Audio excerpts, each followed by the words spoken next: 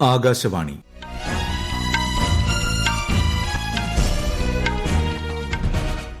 നമസ്കാരം. വാർത്തകൾ വായിക്കുന്നത് കരോൾ ത്രേസ്യാമ്മ അബ്രഹാം.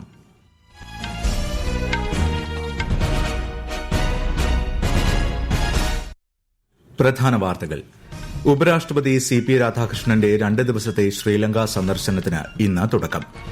നാരീശക്തി വന്ദൻ ഭേദഗതി കാലഘട്ടത്തിന്റെ ആവശ്യമെന്നും എല്ലാ മേഖലകളിലും സന്തുലിതമായ ശാക്തീകരണം ഉറപ്പാക്കാനുള്ള ശ്രമമെന്നും പ്രധാനമന്ത്രി നരേന്ദ്രമോദി. നിയമസഭാ തെരഞ്ഞെടുപ്പിന് ദിവസങ്ങൾ ശേഷിക്കെ തമിഴ്നാട്ടിലും പശ്ചിമബംഗാളിലും പ്രചാരണം ഊർജിതം. ഇന്ന് ചട്ടമ്പി സ്വാമികളുടെ 102ാം മഹാസമാധി വാർഷികം. കൊല്ലം പന്മന ആശ്രമത്തിലെ അനുസ്മരണ സമ്മേളനം ഗവർണർ രാജേന്ദ്ര വിശ്വനാഥ് ആർലേക്കർ ഉദ്ഘാടനം ചെയ്യും. കേരളത്തിൽ ഇന്നും ഉയർന്ന താപനിലയ്ക്ക് സാധ്യതയെന്ന് മുന്നറിയിപ്പ്. 12 ജില്ലകളിൽ മഞ്ഞ ജാഗ്രത. IPL ക്രിക്കറ്റിൽ ചെന്നൈ സൂപ്പർ കിങ്സിനെ 10 റൺസിന് പരാജയപ്പെടുത്തി സൺറൈസേഴ്സ് ഹൈദരാബാദ്. വാർത്തകൾ വിശദമായി. 2 ദിവസത്തെ സന്ദർശനത്തിനായി ഉപരാഷ്ട്രപതി CP രാധാകൃഷ്ണൻ ഇന്ന് ശ്രീലങ്കയിലെത്തും. ശ്രീലങ്കൻ പ്രസിഡന്റ് അനുരകുമാര ദിസ്നായക, പ്രധാനമന്ത്രി ഡോക്ടർ ഹരണി അമരസൂര്യ തുടങ്ങിയവരുമായി അദ്ദേഹം കൂടിക്കാഴ്ച നടത്തും. മറ്റ് മുതിർന്ന നേതാക്കളുമായും കൊളംബോയിലെ ഇന്ത്യൻ സമൂഹവുമായും ഉപരാഷ്ട്രപതി സംവദിക്കും. ഇന്ത്യൻ ഭവന പദ്ധതിയുടെ 3ാം ഘട്ടത്തിന്റെ ഭാഗമായി കേന്ദ്ര സർക്കാരിന്റെ സഹായത്തോടെ നിർമ്മിച്ച വീടുകൾ തമിഴ് സമൂഹങ്ങളിൽ നിന്നുള്ള ഗുണഭോക്താക്കൾക്ക് വെർച്വലായി കൈമാറും. വനിതാ സംവരണ ബിൽ ലോക്സഭയിൽ പാസാക്കാൻ കഴിയാത്തതിൽ ദുഃഖം പ്രകടിപ്പിച്ച് പ്രധാനമന്ത്രി നരേന്ദ്രമോദി. രാഷ്ട്ര താൽപര്യമാണ് NDA സർക്കാരിന്റെ പ്രഥമ പരിഗണനയെന്ന് ഇന്നലെ രാത്രി രാജ്യത്തെ അഭിസംബോധന ചെയ്തുകൊണ്ട് പ്രധാനമന്ത്രി പറഞ്ഞു.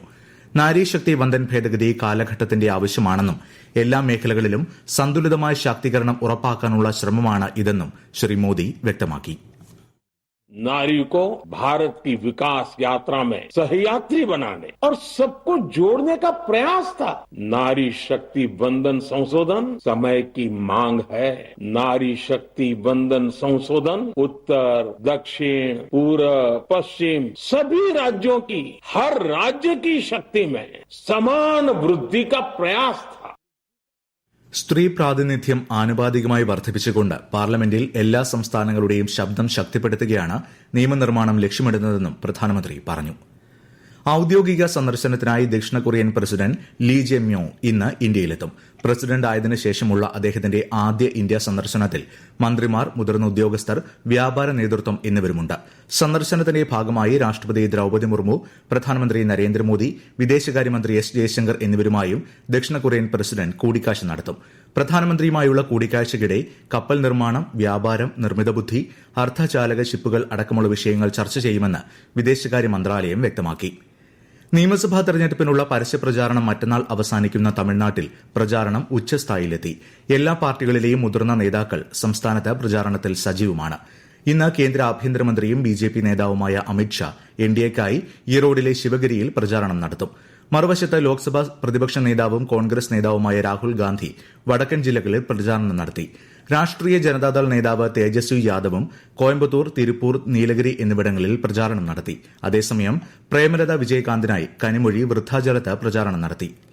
നിയമസഭാ തെരഞ്ഞെടുപ്പിലേക്കുള്ള ആദ്യഘട്ട വോട്ടെടുപ്പിന് 3 ദിവസം ശേഷിക്കെ പശ്ചിമബംഗാളിൽ പ്രചാരണം ശക്തമായി. പ്രധാനമന്ത്രിയും BJP മുതിർന്ന നേതാവുമായ നരേന്ദ്രമോദി ഇന്ന് ബംഗുര, പുരുളിയ, ജാർഗ്രാം തുടങ്ങിയ ജില്ലകളിലെ പൊതുയോഗങ്ങളെ അഭിസംബോധന ചെയ്യും. കേന്ദ്രമന്ത്രിയും BJP നേതാവുമായ JP നഡ്ഡയും വിവിധ ജില്ലകളിലെ റാലികളിൽ പങ്കെടുക്കും. തൃണമൂൽ കോൺഗ്രസിനായി മുതിർന്ന നേതാവായ മമതാ ബാനർജിയും പ്രചാരണ രംഗത്ത് സജീവമാണ്.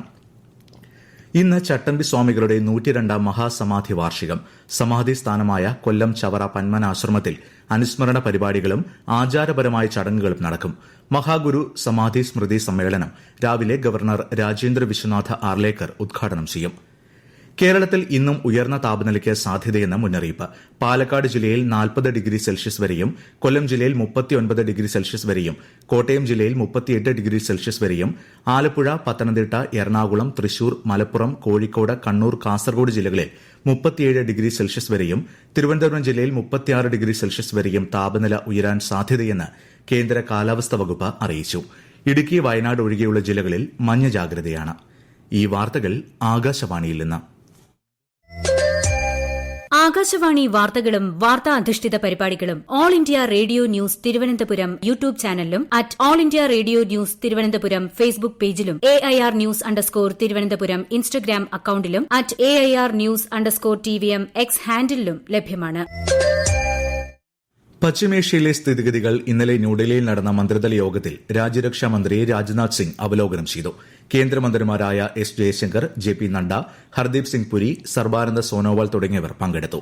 ഇന്ത്യൻ ചരക്ക് കപ്പലുകൾക്ക് കുറഞ്ഞ ചെലവിൽ ഇൻഷുറൻസ് പരിരക്ഷ ഉറപ്പാക്കാൻ ഏകദേശം 13,000 കോടി രൂപയുടെ ഭാരത് മാരിടൈം ഇൻഷുറൻസ് പൂളിന് യോഗം അംഗീകാരം നൽകി.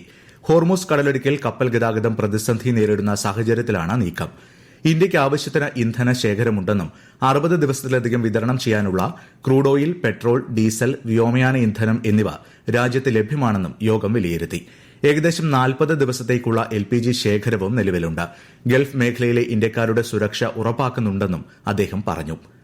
ഇറാനിയൻ തുറമുഖങ്ങൾക്ക് മേലുള്ള US ഉപരോധം പിൻവലിക്കുന്നതുവരെ ഹോർമുസ് കടലിടുക്ക് അടച്ചിടുമെന്ന് ഇറാൻ. ഹോർമുസിൽ 2 ഇന്ത്യൻ കപ്പലുകൾക്ക് നേരെ വെടിവയ്പുണ്ടായ സംഭവത്തിൽ ഇറാനെ ഇന്ത്യ ആശങ്ക അറിയിച്ചു. വിശദാംശങ്ങളിലേക്ക്. ന്യൂഡൽഹിയിൽ വിദേശകാര്യ സെക്രട്ടറി വിക്രം മിസ്രി ഇന്ത്യയിലെ ഇറാൻ അംബാസഡർ മുഹമ്മദ് ഫത്താലയുമായി നടത്തിയ കൂടിക്കാഴ്ചയിൽ ഇന്ത്യയുടെ ആശങ്ക അറിയിച്ചു. വാണിജ്യ കപ്പലുകളുടെയും നാവികരുടെയും സുരക്ഷയ്ക്ക് ഇന്ത്യ വലിയ പ്രാധാന്യമാണ് നൽകുന്നതെന്ന് അദ്ദേഹം പറഞ്ഞു. അതിനിടെ അമേരിക്കയുടെ തുടർച്ചയായ ഉപരോധം വെടിനിർത്തൽ കരാറിന്റെ ലംഘനമായി കണക്കാക്കുമെന്നും കടലിടുക്കിലേക്ക് അടുക്കുന്ന ഏത് കപ്പലും പ്രതിരോധ നടപടി നേരിടേണ്ടി വരുമെന്നും ഇറാന്റെ ഇസ്ലാമിക് റവല്യൂഷണറി ഗാർഡ് കോർപ്സ് മുന്നറിയിപ്പ് നൽകി. എന്നാൽ ഇറാനുമായുള്ള എല്ലാ പ്രശ്നങ്ങളും പൂർണ്ണമായും പരിഹരിക്കപ്പെടുന്നതുവരെ നാവിക ഉപരോധം തുടരുമെന്ന് US പ്രസിഡന്റ് ഡൊണാൾഡ് ട്രംപ് പറഞ്ഞു. മേഖലയിൽ വെടിവയ്പിൽ വാണിജ്യ കപ്പലുകൾക്ക് കേടുപാടുകൾ സംഭവിച്ചതായി റിപ്പോർട്ടുകൾ വന്നതോടെ സ്ഥിതി കൂടുതൽ വഷളായിട്ടുണ്ട്. സംഘർഷം തടയാനുള്ള നയതന്ത്ര ശ്രമങ്ങൾ പുരോഗമിക്കുകയാണ്. News desk, Akashvani.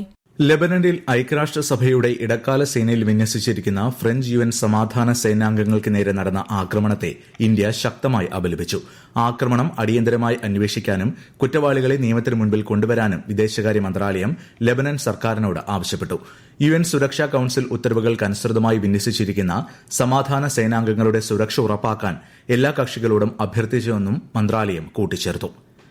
US-മായി നടത്തിയ ചർച്ചകളുടെ കൂടുതൽ വിശദാംശങ്ങൾ പുറത്തുവിട്ട Iran parliament speaker Mohammad Bagher Ghalibaf Hormuz കടലിടുക്കിലെ നാവിക നടപടികൾ സംബന്ധിച്ച് US-മായി ആശയവിനിമയം നടത്തിയെന്നും കടലിടുക്ക് ഇപ്പോഴും ഇസ്ലാമിക റിപ്പബ്ലിക്കിന്റെ നിയന്ത്രണത്തിലാണെന്നും ടെലിവിഷൻ അഭിമുഖത്തിൽ സ്പീക്കർ വ്യക്തമാക്കി. ജലപാതയിലെ മൈനുകൾ നീക്കം ചെയ്യാനുള്ള അമേരിക്കൻ നടപടിയെ വെടിനിർത്തൽ കരാറിന്റെ ലംഘനമാണെന്ന് സ്പീക്കർ വിലയിരുത്തി. അതേസമയം അമേരിക്കയുമായി പുതിയ ചർച്ചകൾക്ക് ടെഹ്റാൻ ഇപ്പോൾ തയ്യാറല്ലെന്ന് ഇറാനിയൻ ഉപവിദേശകാര്യമന്ത്രി അറിയിച്ചു. IPL ക്രിക്കറ്റിൽ ഇന്നലെ നടന്ന മത്സരത്തിൽ ചെന്നൈ സൂപ്പർ കിങ്സിനെ 10 റൺസിന് പരാജയപ്പെടുത്തി സൺറൈസേഴ്സ് ഹൈദരാബാദ്. ആദ്യം ബാറ്റ് ചെയ്ത ഹൈദരാബാദ് നിശ്ചിത 20 ഓവറിൽ 9 വിക്കറ്റിന് 194 റൺസ് നേടി. മറുപടി ബാറ്റിംഗിൽ ചെന്നൈ 20 ഓവറിൽ 8 വിക്കറ്റിന് 184 റൺസ് മാത്രമേ എടുക്കാനായുള്ളൂ. ഇന്നലെ ബംഗളൂരുവിലെ M ചിന്നസ്വാമി സ്റ്റേഡിയത്തിൽ നടന്ന മറ്റൊരു മത്സരത്തിൽ ഡൽഹി ക്യാപിറ്റൽസ് റോയൽ ചലഞ്ചേഴ്സ് ബംഗളൂരുവിനെ 6 വിക്കറ്റിന് പരാജയപ്പെടുത്തി. ഇന്ന് ഉച്ചകഴിഞ്ഞ് 3:30 കൊൽക്കത്തയിലെ ഈഡൻ ഗാർഡൻസിൽ കൊൽക്കത്ത നൈറ്റ് റൈഡേഴ്സ് രാജസ്ഥാൻ റോയൽസിനെ നേരിടും. വൈകുന്നേരം 7:30 ചണ്ഡീഗഡിൽ പഞ്ചാബ് കിങ്സ് ലക്നൌ സൂപ്പർ ജയന്റ്സിനെ നേരിടും. ഇന്ത്യ ദക്ഷിണാഫ്രിക്ക വനിതാ T20 ക്രിക്കറ്റ് പരമ്പരയിലെ 2ാം മത്സരം ഇന്ന് ഡർബനിലെ കിങ്സ് മീഡ് സ്റ്റേഡിയത്തിൽ നടക്കും. ഇന്ത്യൻ സമയം വൈകുന്നേരം 5:30 മത്സരം. 5 മത്സരങ്ങളുള്ള പരമ്പരയിലെ ആദ്യ മത്സരത്തിൽ ഹർമൻപ്രീത് കൌറിന്റെ നേതൃത്വത്തിലുള്ള ഇന്ത്യൻ സംഘം 6 വിക്കറ്റിന് പരാജയപ്പെട്ടിരുന്നു. ഇന്ന് ലോക കരൾ ദിനം. കരളിന്റെ ആരോഗ്യത്തെക്കുറിച്ച് അവബോധം വളർത്തുന്നത് ലക്ഷ്യമിട്ടാണ് എല്ലാ വർഷവും ഏപ്രിൽ 19 ലോക കരൾ ദിനം ആചരിക്കുന്നത്. ദൃഢമായ ശീലങ്ങൾ, ശക്തമായ കരൾ എന്നതാണ് ഈ വർഷത്തെ പ്രമേയം. ഉത്തരാഖണ്ഡിലെ ചാർധാം യാത്രയ്ക്ക് ഇന്ന് തുടക്കമാകും. മുഖ്യമന്ത്രി പുഷ്പർ സിംഗ് ധമി ഇന്നലെ ഋഷികേശിൽ തീർത്ഥാടകരുടെ ബസ്സുകൾ ഫ്ളാഗ് ഓഫ് ചെയ്തു. സുഗമവും സുരക്ഷിതവുമായ തീർത്ഥാടനം ഉറപ്പാക്കുമെന്ന് അദ്ദേഹം പറഞ്ഞു. തീർത്ഥാടന കേന്ദ്രങ്ങളിലും യാത്രക്കിടയിലും ശുചിത്വം പാലിക്കണമെന്നും അദ്ദേഹം അഭ്യർത്ഥിച്ചു. പ്രധാനമന്ത്രി നരേന്ദ്രമോദി ആകാശവാണിയിലൂടെ ജനങ്ങളുമായി ആശയങ്ങൾ പങ്കുവയ്ക്കുന്ന പ്രതിമാസ റേഡിയോ പ്രഭാഷണ പരിപാടി മൻ കി ബാത്തിലേക്ക് ഈ മാസം 24 വരെ ജനങ്ങൾക്ക് അഭിപ്രായങ്ങൾ പങ്കുവയ്ക്കാം. മൻ കി ബാത്തിന്റെ 133ാം പതിപ്പ് ഈ മാസം 26-ന് ദൂരദർശനും ആകാശവാണിയും പ്രക്ഷേപണം ചെയ്യും. പ്രധാന വാർത്തകൾ വീണ്ടും. ഉപരാഷ്ട്രപതി CP രാധാകൃഷ്ണന്റെ 2 ദിവസത്തെ ശ്രീലങ്ക സന്ദർശനത്തിന് ഇന്ന് തുടക്കം. നാരീശക്തി വന്ദൻ ഭേദഗതി കാലഘട്ടത്തിന്റെ ആവശ്യമെന്നും എല്ലാ മേഖലകളിലും സന്തുലിതമായ ശാക്തീകരണം ഉറപ്പാക്കാനുള്ള ശ്രമമെന്നും പ്രധാനമന്ത്രി നരേന്ദ്രമോദി. നിയമസഭാ തെരഞ്ഞെടുപ്പിന് ദിവസങ്ങൾ ശേഷിക്കെ തമിഴ്നാട്ടിലും പശ്ചിമബംഗാളിലും പ്രചാരണം ഊർജിതം. ഇന്ന് ചട്ടമ്പി സ്വാമികളുടെ 102ാം മഹാസമാധി വാർഷികം.